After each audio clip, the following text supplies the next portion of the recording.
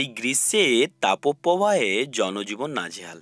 তো চলুন আজকে আমরা বেশ কিছু প্রয়োজনীয় স্টেপ গ্রহণ করি।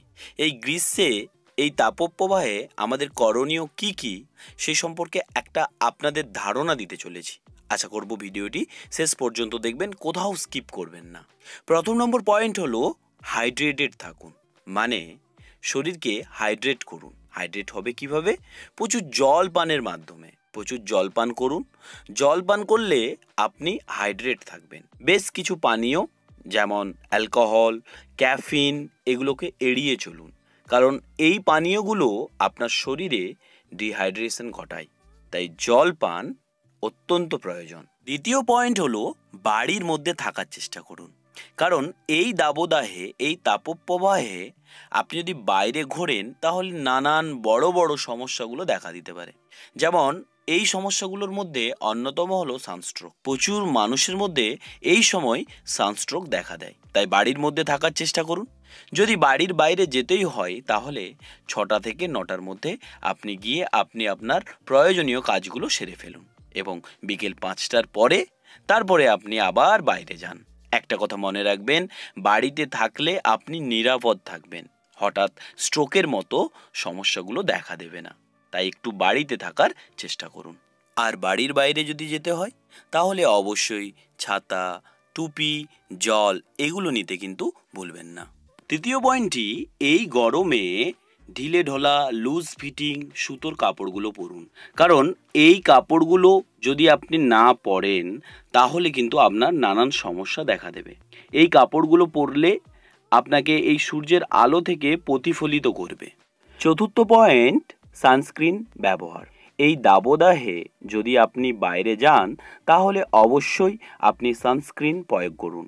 সানস্ক্রিন অ্যাপ্লাইয়ে সূর্যের যে এক্স রশ্মি বা অতিরিক্ত তাপ আপনার স্কিনের ক্ষতি করবে না, আপনার স্কিনকে প্রোটেক্ট করবে সূর্যের এই অতিরিক্ত তাপ থেকে। তাই অবশ্যই বাইরে বেরোলে বা বাড়ির মধ্যে থাকলেও সানস্ক্রিন বা সানলোশন ব্যবহার করুন। ফিফথ পয়েন্ট, স্নান করা।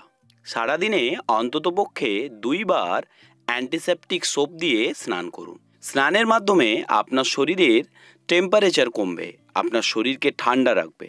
তাই 2 বার অবশ্যই স্নান করুন। 6 নম্বর পয়েন্ট, ফ্রুটস, ভেজিটেবলস, শাকসবজি একটু বেশি খান, কারণ এই খাবারগুলো আপনার বডি সহজেই হজম করতে পারবে এবং খাবার যদি সহজে হজম হয় তাহলে কিন্তু শরীরের যে টেম্পারেচার সেই টেম্পারেচার কমবে।